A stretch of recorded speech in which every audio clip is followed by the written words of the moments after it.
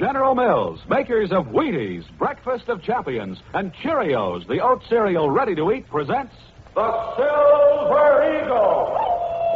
A cry of the wild, a trail of danger, a scarlet rider of the Northwest Mounted serving justice with the swiftness of an arrow.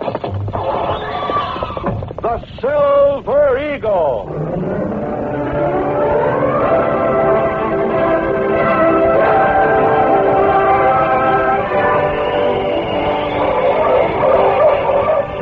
Untamed North, frontier of adventure and peril, the lone, mysterious North, where one man, dedicated to the motto of the Canadian Northwest Mounted Police, faces danger and death to bring in the lawless and maintain the right, the most famous Monty of them all, the Silver Eagle.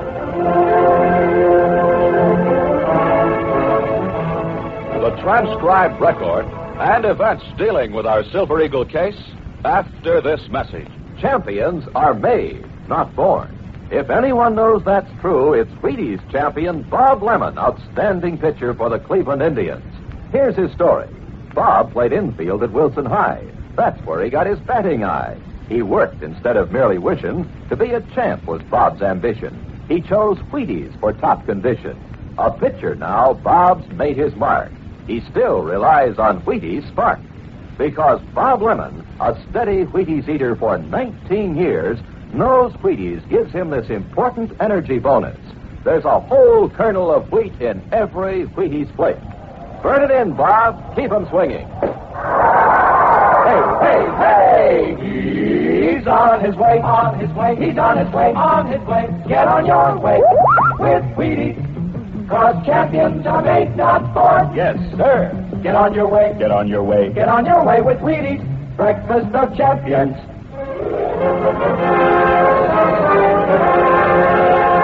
And now our Silver Eagle adventure, Decoy for Death. John Perky was a town banker in a small community in western Canada. To his employees at the bank, he was a strict master whose word was absolute law. But at home, the real head of the house was his sharp-tongued wife, Abigail. One evening, as he returned home from the bank. That you, John? Yes, my dear. Is dinner ready? It soon will be. Just sit down and wait. Yes, my dear. Anything important happened today? No. No. Bank running smoothly as usual. There's a Mountie in town passing through on patrol, one they call the Silver Eagle. Sergeant West? That's right. He's traveling with that big French-Canadian friend of his, Joe Bedeau. I hope you told him about Sam Bogart. Why, no, I didn't think to mention that. You didn't mention it. Even though he may have killed that woman? No, Abigail, we don't know that anything's wrong. No, and we never will unless the police do something. Where is he? The sergeant, I mean. Well, last I saw, he and his friend were having supper at the Maple Leaf Cafe. Then you march right back downtown and tell him the whole business. No, Abigail, there's no call for us poking our nose into something that don't concern us. If murder doesn't concern us, I'd like to know what does. We could all be murdered in our beds, and you wouldn't do a thing about it. Well, how could I if I were murdered? John Perky, the truth is you haven't got enough backbone. Well, if you won't do anything, I will. I'm going to the Maple Leaf Cafe and talk to the sergeant right now.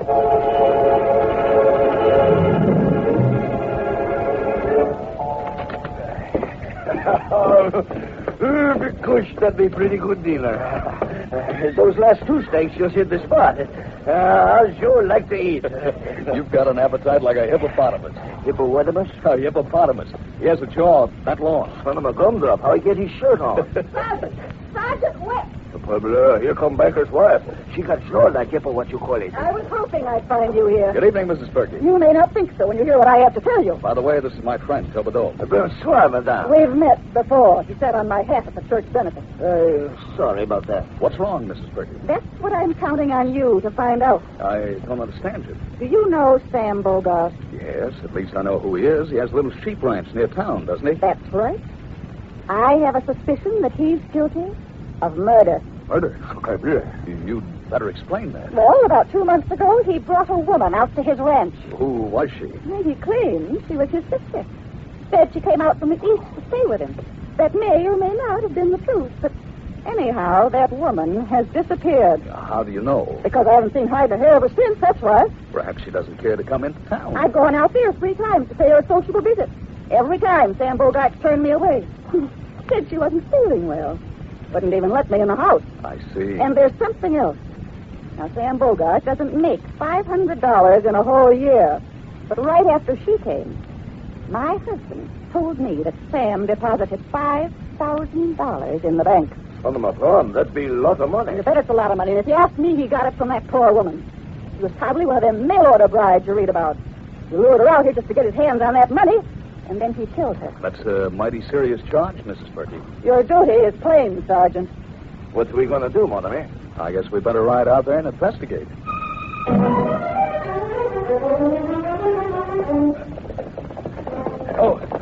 My little one. You suppose something really do happen to woman, mon ami? No telling. We'll see what Bogart has to say.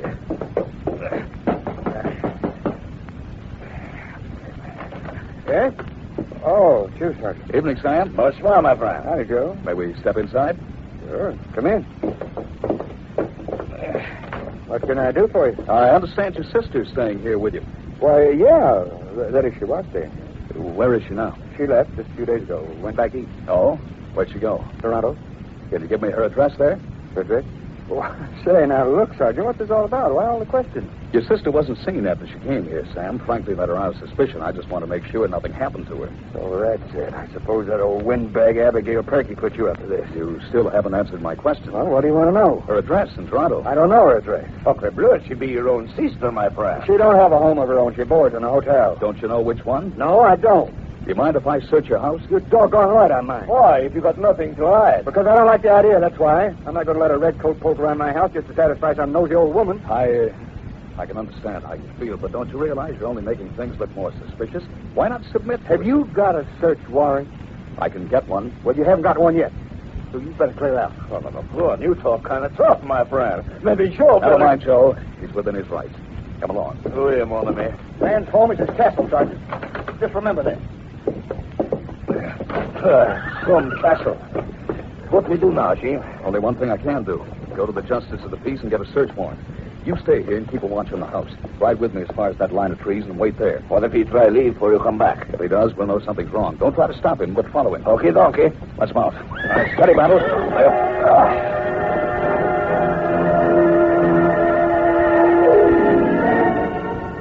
Sam Bogart had pulled aside one of the window shades slightly and was staring out into the moonlit darkness. He stood there for a few moments, watching as the Mountie and the big French Canuck rode off.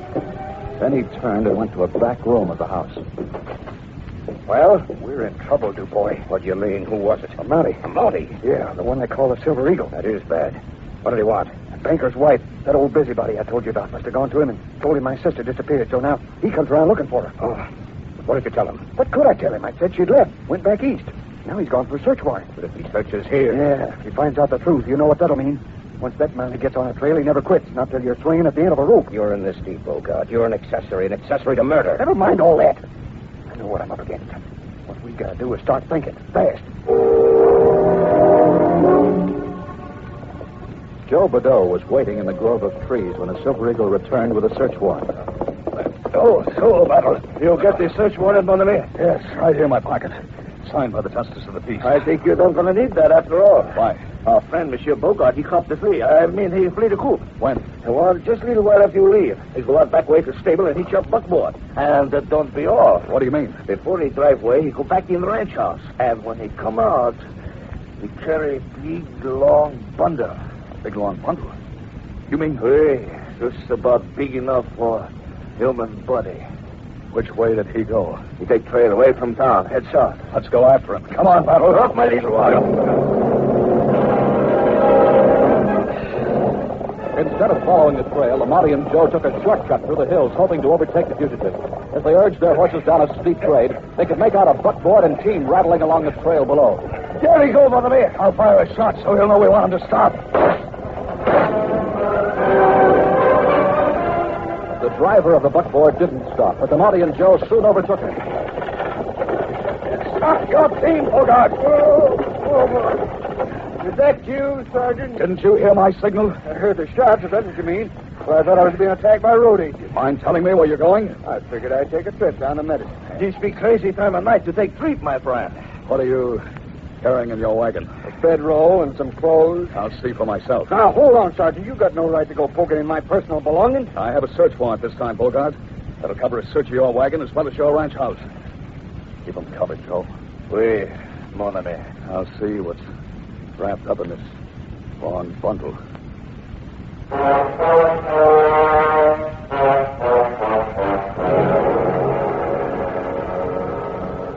Back to our thrilling Silver Eagle adventure in just a few seconds. But first, listen to this. This is Mel Allen, sports announcer. Maybe you're interested in what big league scouts look for in young players. Take the case of Harvey Keene of Detroit, voted Rookie of the Year in 1953. Harvey could hit, sure, but more than that, the scouts noticed he soaked up instruction, practiced hard, followed a good training diet, including Wheaties. Now, I happen to know Harvey's been eating Wheaties 17 years now, since he was 6. Scouts tell me too many boys dream of waking up and finding themselves champions. What they don't realize is champions are made, not born. That's a fact. Champions are made, not born. Now, I've seen average players make themselves into champions, but it calls for hair-trigger condition. For that kind of condition, choose food that sparks you with energy. Champions choose Wheaties. There must be a reason, and this is it. There's a whole kernel of wheat in every Wheaties plate. Now, if you want to get on your way to the top, keep in mind champions are made, not born. Get on your way with Wheaties, breakfast of champions.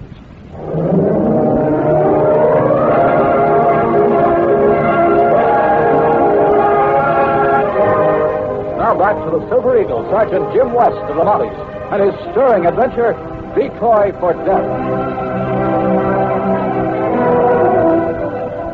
While Joe kept an eye on Sam Bogart, the Silver Eagle climbed into the back of the wagon and proceeded to untie the long, sinister-looking bundle which Sam had been carrying. But as he struck a match and examined the contents, he was amazed to find, well, I'll be... What you find, mon ami? Just a rolled-up straw mattress, a blanket, and some clothing. Son of a gun. I suppose you were counting on finding a dead body. What we do now, Chief? Wait till I climb down from the wagon. Well, are you satisfied, Mountie? No, I'm not. We'll go back and search your house.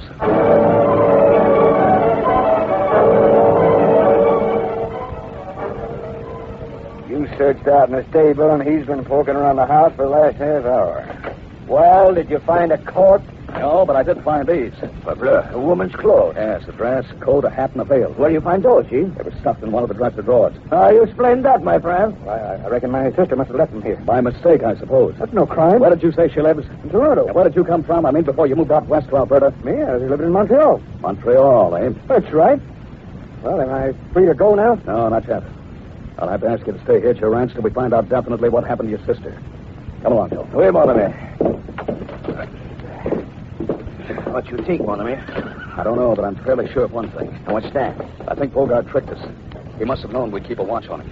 When he left here with that bundle, he was doing it for our benefit. He wanted us to chase after him before we had a chance to search the house. What would that do him? We'll come back and search anyhow. Dead body cannot walk away. No, but a live person could. Yeah, what do you mean by that? No use going into it now. So far, it's just a hunch.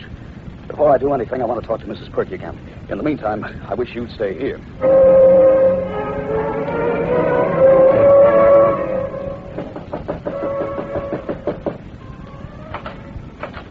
Oh, the Silver Eagle. Evening, Mr. Perky. I'd like to speak to your wife if she's home. Oh, why, certainly, Sergeant West. Come in. Thanks. Oh, Abigail. Yes, who is it? Oh, it's you, Sergeant. Tell me, what did you find out? Were my suspicions correct? I don't know. His sister is not at the ranch. He claims she went back east to Toronto. You mark my words, Sergeant. That man is lying. Now, Abigail. I think you're right, Mrs. Perky. You hear that, John? Yes, my dear. I'd like to have a little more information. You just ask me anything you want to know. How did you first learn about this woman? Oh, I saw him driving away from the railway station. He was sitting up beside Sam Bogart on the seat of the buckboard. Did you get a look at her face? No, I didn't. She was wearing a veil. Besides, it was rather dark out. You see, it was evening. She must have come in on the 7:15 from Medicine Hat. Did you speak to Sam or the lady? No, I didn't get the chance. But I saw him the next day at the general store.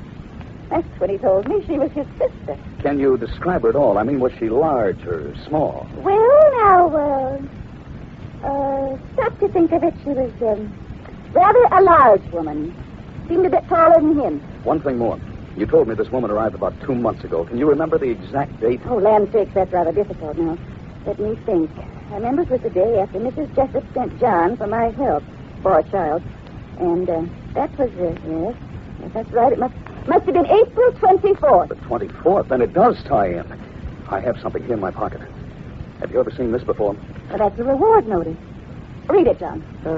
Frank Decoy, wanted for murder in Montreal.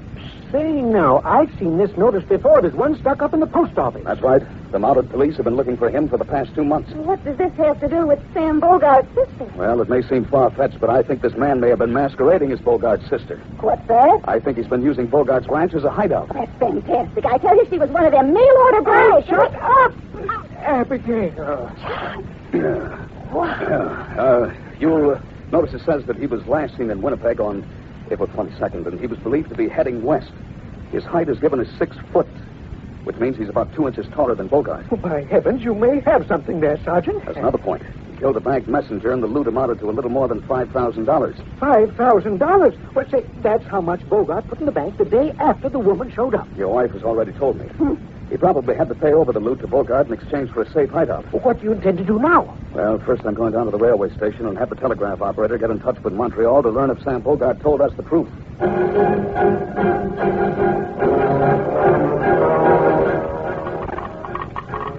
that for me, Scotty? Hey, this is what you've been waiting for. Here, laying it through from the snap. Reach in a copy of Boone.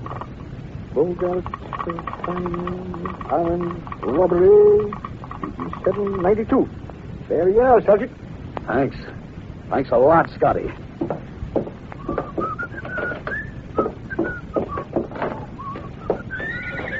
Steady, Bantle.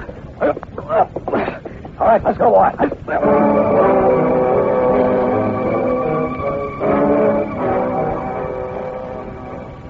No, Abigail, there's no sense waiting up. If the sergeant finds out anything, he'll let you know in the morning. I intend to sit up all night if necessary, and Friday morning.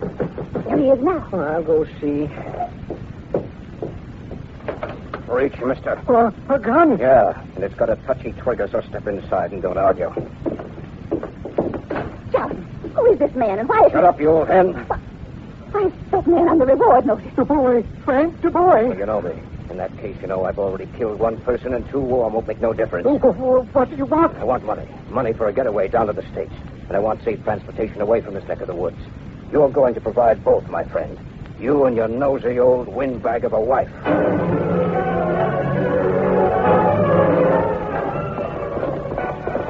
Oh, Battle. Come, Savage. What take you so long? I was waiting for a reply to a telegraph message. Anything happen? No, me. Sure, wait right here, and this time he don't drag away. And let's talk to him again. This time I think we may find out the truth. Hello, Bogart. You back again? Yes, we're coming inside. I have a few more questions to ask you. Well, what is it this time? Have you ever been in trouble with the law? Me? The law? Of course not. You're lying, Bogart. You served 5 years in Quebec for armed robbery. Oh, you found out about that. Yes, I wired the police in Montreal. All right, so I've got a record. What about it? Ever hear of a man named Frank Decoy? Frank Decoy? No, at least I don't recall that name. You should. His picture's been plastered all over Western Canada for the past 2 months. He was in prison the same time you were, also in Quebec. Did you know him? I Tell the truth, Bogart. He was my cellmate. I see. You want to go on and tell me the rest of the story, or shall I tell you? I don't know what you mean. Oh, yes, you do. That woman who came to your ranch was actually Frank Decoy. Woman named Frank. Sacre bleu. You brought him here in disguise and hid him out for $5,000. No. Where did he go when he left here? I tell you, I don't know nothing about I'm it. warning you, Bogart. You're already an accessory after the fact. If the boy kills again, I'll see that you pay the full penalty of the law. All right. I'll talk. He was here. He got away while you and Joe were trailing me. Where'd you go? He asked me where the banker lived. He said he was sore at the old lady for sending you out here. I told him to forget her and clear out. Come on, Joe. We better make sure she's all right.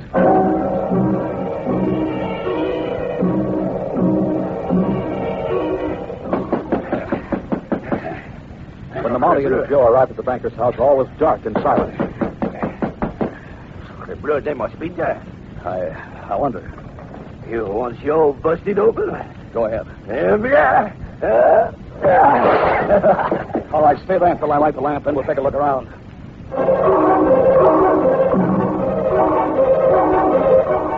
Meanwhile, a buggy drawn by 2 horses was just pulling up at the rear of the bank. Oh, Duke. All right, climb up, mister. You too, Coneface. How dare you talk to me that way? Go on, get moving. Well, don't stand there. Open the door. I have to find the key first. Here it is.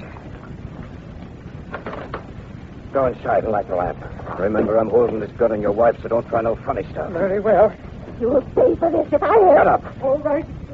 inside, prune face. Oh, please. Now get busy and work the clock.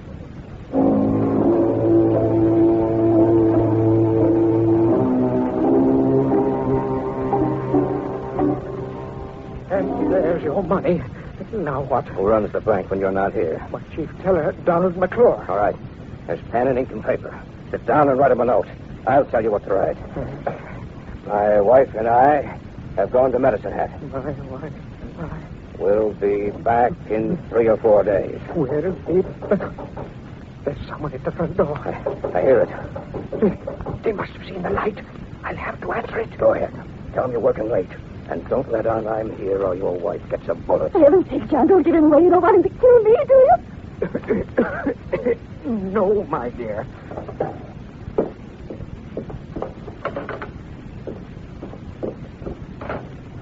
What do you intend to do with us after you leave here? Are you going... Shut up. I want to hear what's going on out front. What is that? An arrow with an eagle feather attached to it. An eagle feather? That means the silver eagle. He's out there at the back window. No, monsieur. What? Show me at window. And I'm right here, the boy. Drop your gun. Hey, where did you... Oh, my arm. I warned you to drop your gun. Now stand where you are. Don't try any more false moves. Abigail, are you all right? Am I all right? Of course I'm all right. Oh. Well, I'll be... What happened? Mrs. Purdy fainted. I'll try to bring her to. No, please. Not for a day or two. It's so peaceful.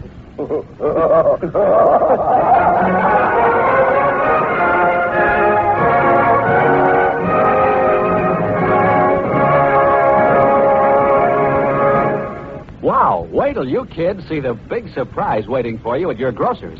Listen, when you buy the specially marked Cheerios package, you get a free pack of Dentine gum. Yes, sir, there's a regular 5-cent pack of Dentine gum right inside the Cheerios package. Now, there's a good reason why Cheerios brings you the pack of Dentine. You see, Cheerios is made from energy-packed oats, made to give you vitamins and minerals you need for healthy nerves, good red blood, and naturally good sound teeth. So, to help you keep those teeth sound, Cheerios offers you a pack of Dentine gum because Dentine is especially made to help keep teeth clean and white. So ask Mother to get that special Cheerios package tomorrow. Tell her to get the big yellow Cheerios package that says free Dentine gum right on the front. You'll find your free pack of Dentine inside.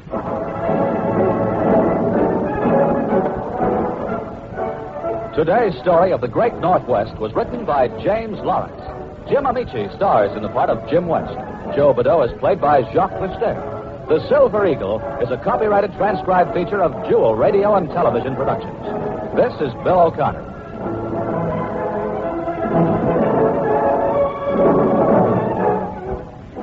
This program came to you from Chicago. This is ABC Radio Network.